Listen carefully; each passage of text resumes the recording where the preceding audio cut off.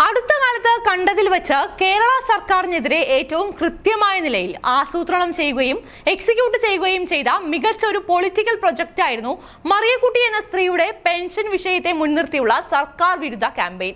ക്ഷേമ പെൻഷൻ 3 മാസം മുടങ്ങിയതുമായി ബന്ധപ്പെട്ട് മറിയക്കുട്ടിയുടെ ആദ്യ പ്രവർത്തനങ്ങൾ എന്തെങ്കിലും ഒരു ലക്ഷ്യം വെച്ചുള്ള പ്ലാൻഡ് പ്രവർത്തനമായിരുന്നു എന്ന് ഞാൻ വിശ്വസിക്കുന്നില്ല. മറിച്ച് ക്ഷിപ്രവേഗത്തിൽ മാധ്യമങ്ങൾ അത് ഏറ്റെടുക്കുകയും സാമാന്യത്തിൽ കവിഞ്ഞ പൊതുശ്രദ്ധ നേടുകയും ചെയ്യുമെന്ന ഘട്ടത്തിൽ കോൺഗ്രസ് പാർട്ടി അതിലെ രാഷ്ട്രീയ നേട്ടം മനസ്സിലാക്കുകയും മറിയക്കുട്ടിയുടെ തുടർന്നുള്ള പരിപാടികൾ തീരുമാനിക്കുകയും സ്പോൺസർ ചെയ്യുകയുമാണ് ചെയ്തത്. സർക്കാരും പാർട്ടിയും അത്യാവശ്യം നന്നായി തന്നെ വിഷയത്തിൽ ബാക്ക് ഫുട്ടിലായിരുന്ന സമയത്തായിരുന്നു ഇത് സംഭവിച്ചത്. പാർട്ടി മുഖപത്രത്തിൽ മറിയക്കുട്ടിക്കെതിരെ തെറ്റായ ഒരു വാർത്ത നൽകുകയും പിന്നീട് ഖേദം പ്രകടിപ്പിച്ച് തിരുത്തേണ്ടി വരുന്ന സാഹചര്യവും ഉണ്ടായി.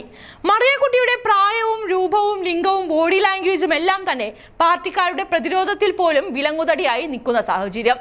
കൂട്ടത്തിൽ മറിയക്കുട്ടി കോടതിയിലേക്ക് പോയതും ബഹുമാനപ്പെട്ട സിംഗിൾ ബെഞ്ചിന്റെ വിധിയും എല്ലാം തന്നെ സർക്കാരിനെതിരെ പുതിയ വൈകാരിക യുദ്ധമുഖം തുറന്നുവിടാൻ പ്രാപ്തമായിരുന്നു. ഒന്നൊഴിയാത്ത മാധ്യമങ്ങളുടെ ആവോളമുള്ള പിന്തുണ കൂടിയായപ്പോൾ കോൺഗ്രസ് അവരെ ഒന്നാമത്തെ നേതാവെന്നോണം എടുത്ത് മുന്നിൽ നിർത്താൻ തുടങ്ങി. മറിയക്കുട്ടിയുടെ തീ തുപ്പുന്ന വാക്കുകൾ കേൾക്കാതെ പോകരുതെന്ന്, ഇതാണ് യഥാർത്ഥ പെൺകാലമെന്നും രാഹുൽ മാങ്കൂട്ടത്തിൽ എഴുതി. രമേശ് ചെന്നിത്തലയും വി.ഡി. സതീശനും ഉമാ തോമസും ഒക്കെ മറിയക്കുട്ടിയുടെ പിന്നിൽ അണിനിരന്നു. അവരെ സർക്കാരിനെതിരെ തിരിക്കാനുള്ള പ്രധാന ആയുധമാക്കാൻ തീരുമാനിച്ചു. പക്ഷേ ചിലരെ കുറിച്ച് പറയുമല്ലോ, വാ തുറന്നാൽ പോയി എന്ന്. ഏതാണ്ട് ആ ചൊല്ലിന് ഉദാഹരണമായ മറിയക്കുട്ടിയെ പുതുപ്പള്ളി ഉപതെരഞ്ഞെടുപ്പിന്റെ 2ാം ആഴ്ച മുതൽ ചാണ്ടി ഉമ്മന്റെ വാ തുറക്കാൻ സമ്മതിക്കാത്തതുപോലെ മാധ്യമ മൈക്കുകളുടെ മുന്നിൽ നിന്നും മാറ്റി നിർത്തിയില്ല എന്നതാണ് സംഭവിച്ച ഒന്നാമത്തെ അബദ്ധം. താൻ 35 കൊല്ലമായി കോൺഗ്രസുകാരിയാണെന്ന് തുറന്നു പറഞ്ഞ് തന്റെ രാഷ്ട്രീയ ചായ്വ് തുറന്നു പറഞ്ഞപ്പോൾ പോലും മറിയക്കുട്ടിക്ക് മാധ്യമപക്ഷത്തു നിന്ന് കിട്ടിക്കൊണ്ടിരുന്ന പിന്തുണ നഷ്ടപ്പെട്ടില്ല. എന്നാൽ പിന്നീട് അങ്ങോട്ട് വാ തുറന്നപ്പോഴൊക്കെ നല്ല ഒന്നാം തരം മുസ്ലിം വിരുദ്ധതയും ജാതീയതയും സ്ത്രീ വിരുദ്ധതയും വമിക്കുന്ന മറിയക്കുട്ടിയെ എന്തു ചെയ്യണമെന്നറിയാതെ നിൽക്കുമ്പോഴാണ് അവർ മോദി BJP സ്തുതി നടത്തി അടുത്ത പ്രഹരം കൊടുത്തത്.